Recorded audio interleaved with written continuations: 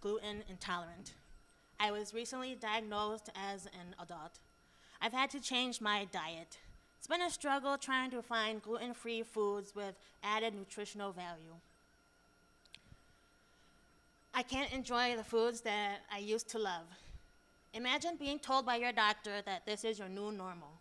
How will you respond?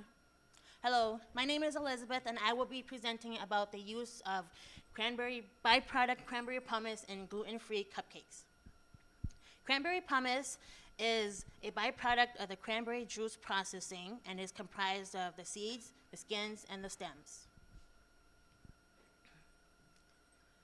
By utilizing a byproduct rather than discarding it, the juicing industry will save time, money, and labor. The objective of this study was to create a recipe that is gluten-free while adding nutritional and fiber to the recipe. Cranberry pomace was added in 5 different percentages. We had 0, 10, 20, 30, and 40%.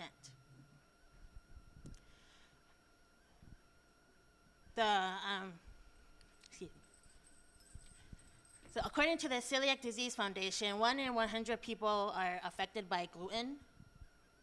Gluten is a protein that is found primarily in wheat, barley, and rye. It gives the primary structure and texture to many baked goods.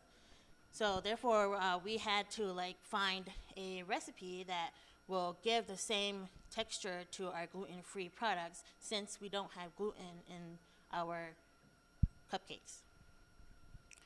So our sensory results indicated that the panelists were unable to decide which ones, like the 30 and 40%, which they were unable to decipher between the 30 and 40% of the cupcakes the cranberry pomace added.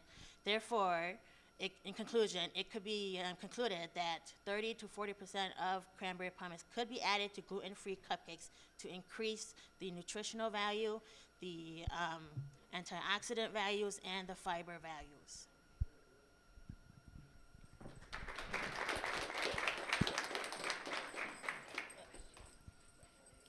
Okay, I have a question. So you're using the waste from cranberries. What